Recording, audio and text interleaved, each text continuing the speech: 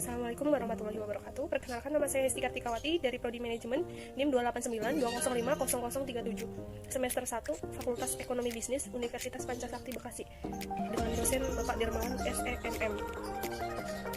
Di sini saya akan menjelaskan asas-asas dalam hukum perjanjian. Asas-asas dalam hukum perjanjian. 1. Asas kebebasan berkontrak. Asas kebebasan berkontrak dikenal dengan istilah parties autonomy atau freedom of contract atau liberty of contract.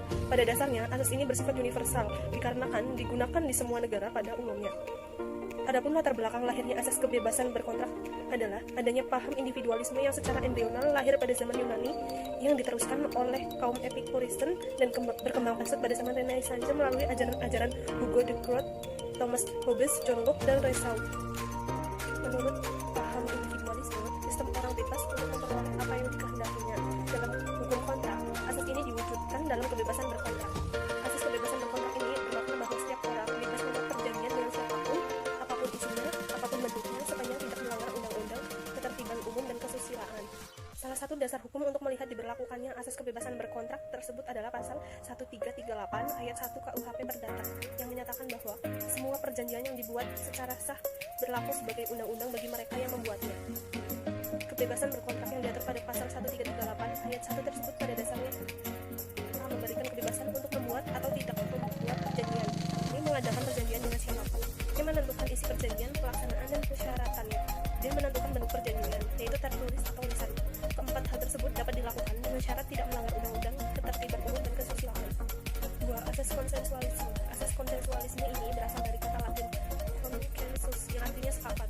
Dalam membuat kontrak disyaratkan adanya konsensus, yaitu para pihak sepakat atau setuju mengenai prestasi yang dijanjikan atau dapat diartikan perjanjian atau kontrak tersebut didasari adanya kata sepakat dari kedua pihak. Asas konsensualisme didasarkan pada pasal 1320 ayat 1 KUH Perdata yang menyebutkan salah satu syarat dalam perjanjian adalah kesepakatan kedua pihak.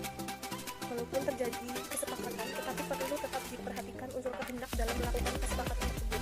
Apabila kehendak melakukan perjanjian kontrak atas dasar kedua belah pihak, maka perjanjian dapat sah. Namun apabila perjanjian atau kontrak yang dilakukan dengan adanya paksaan, maka perjanjian atau kontrak tersebut dapat dibatalkan dengan memohon kepada pengadilan.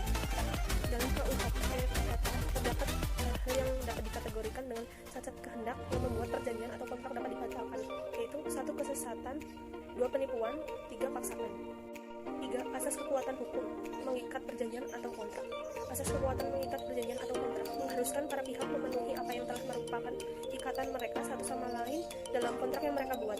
Asas hukum ini disebut juga asas fakta servanda yang secara konkret dapat dicermati dalam pasal 1338 ayat 1 KUHP Perdata yang memuat ketentuan imperatif. Semua kontrak yang dibuat sesuai dengan undang-undang berlaku sebagai undang-undang bagi mereka yang membuatnya. Adapun fakta servanda diakui sebagai aturan yang terkadang di dalamnya dimaksudkan untuk dilaksanakan dan pada akhirnya dapat dipaksakan penataannya. Asas ini menimbulkan kepastian hukum bagi para pihak yang telah memperjanjikan sesuatu, memperoleh kepastian bahwa perjanjian itu dijamin pelaksanaannya. Hal ini sesuai dengan kekuatan pasal 1338 KUHP Perdata yang ininya menyebutkan bahwa perjanjian tidak dapat ditarik kembali selain diperbolehkan oleh undang-undang. Asas ini dapat berlaku apabila kedudukan para pihak tidak seimbang, tetapi jika kedudukan para pihak seimbang, maka undang-undang memberi pelindungan bahwa perjanjian itu dapat dibatalkan, baik atas tuntunan atau pihak yang dirugikan, kecuali dapat dibuktikan pihak yang dirugikan menyadari sepenuhnya akibat yang timbul. Asas itikat baik. Asas itikat baik atau in good faith merupakan salah satu asas yang dikenal dalam hukum perjanjian. Ketentuan ini diatur dalam pasal 1338 ayat 3 KUHP Perdata bahwa perjanjian harus dilaksanakan dengan itikat baik.